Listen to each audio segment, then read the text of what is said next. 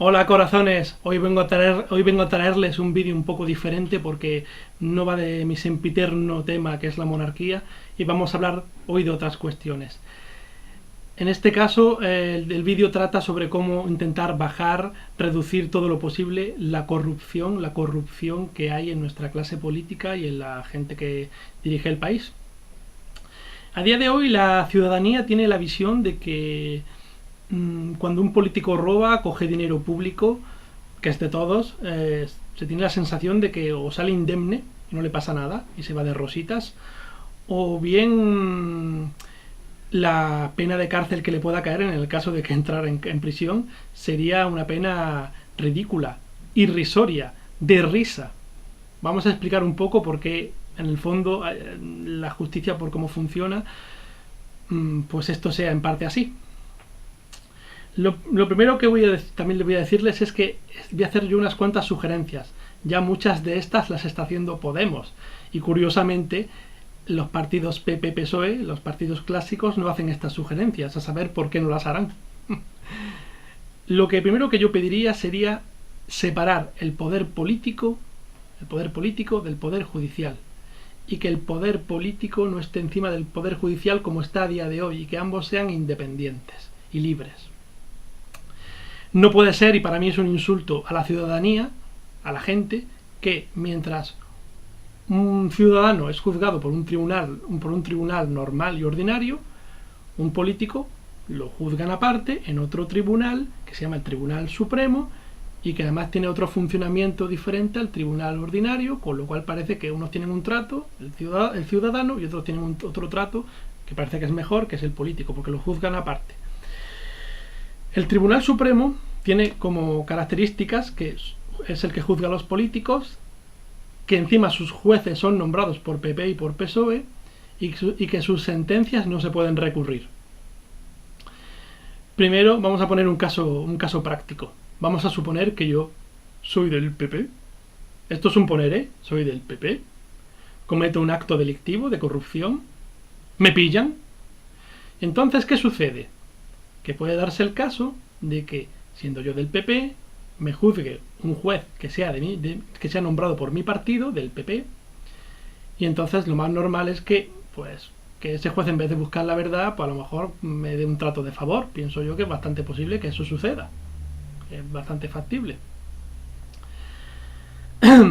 Por eso yo, entre otras cosas, pediría que se nombraran en listas abiertas los jueces que conforman el Consejo General del Poder Judicial, el Supremo, el Tribunal Constitucional, etcétera. ¿Por qué nombrar en listas abiertas, sobre todo por la ciudadanía, por la gente, a estos jueces? Porque entonces si los elegimos nosotros, esos jueces velarán por nuestros intereses y no por los intereses de los políticos. Y aparte serán más independientes y más ecuánimes con los casos de corrupción que les caigan. Voy a poner, por ejemplo, ahora otro ejemplo en el que hago énfasis en que debe haber una separación efectiva de la separación de poder, del poder político y del poder judicial. Por ejemplo, el Tribunal Constitucional. También, qué casualidad, son nombrados los jueces de este Tribunal Constitucional por PP y PSOE.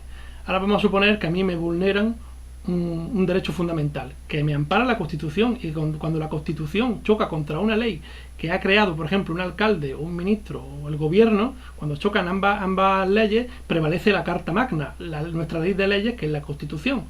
Entonces, por eso es fundamental que los jueces del Tribunal Constitucional, en vez de ser nombrados por PP y por PSOE, sean nombrados por nosotros, en lista abierta. Porque si el gobierno a mí me vulnera un derecho, como por ejemplo el derecho a una vivienda o el derecho a la manifestación, o alguna cosa de esa, y yo pido amparo al Tribunal Constitucional, si los jueces son nombrados por PP y por PSOE, por el gobierno, digamos, y por su oposición, que en el fondo está muy pegada a ellos, yo pido que me ayuden, y los jueces los nombran PP y PSOE, ¿creen que esos jueces me van a hacer caso a mí o van a hacer caso al gobierno?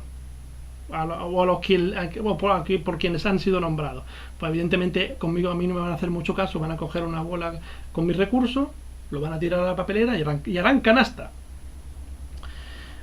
Otro caso, por ejemplo, que habla en este caso del Tribunal Constitucional, es el señor Pérez de los Cobos, que es un tío que es el presidente del Tribunal Constitucional y que a día de hoy no sé si ha votado o tiene que votar, creo que ha votado ya, sobre si la reforma laboral del PP, la reforma laboral del PP es constitucional o no. Resulta que este hombre lo ha nombrado el PP y resulta encima que además este hombre asesoró en su día al PP respecto a la reforma laboral. ¿Creen ustedes que este hombre, que es el presidente del Constitucional, va a votar en contra o a favor de que no es constitucional la reforma laboral? Pues votará que es constitucional la reforma laboral. En vez de velar por nuestros intereses, velará por el gobierno. Por eso de aquí que haga énfasis en la separación de poderes del poder político del poder judicial.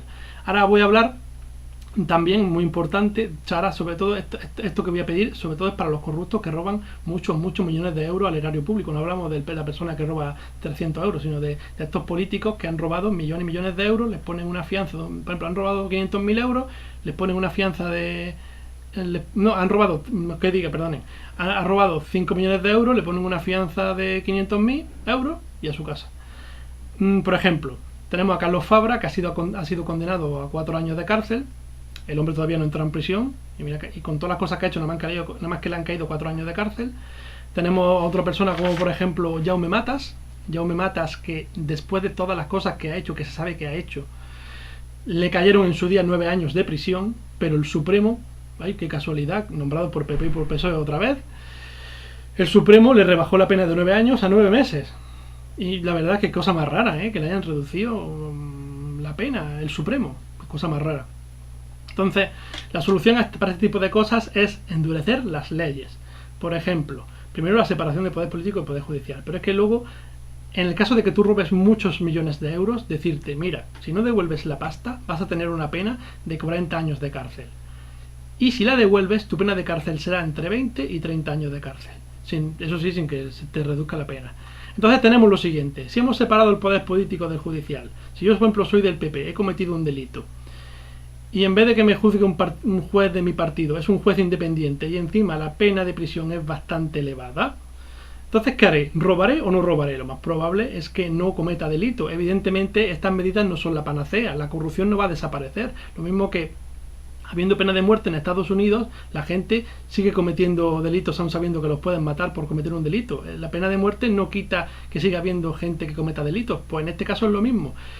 Aunque haya, digamos, incluso aunque se endurezcan las leyes, la persona que haga un delito puede que siga querer hacerlo, pero por lo menos ahora se lo pensará muy mucho y sabrá que en el caso de que lo haga puede que no salga indemne. Por tanto, la corrupción se reducirá porque habrá gente que piense hacerlo y no lo haga.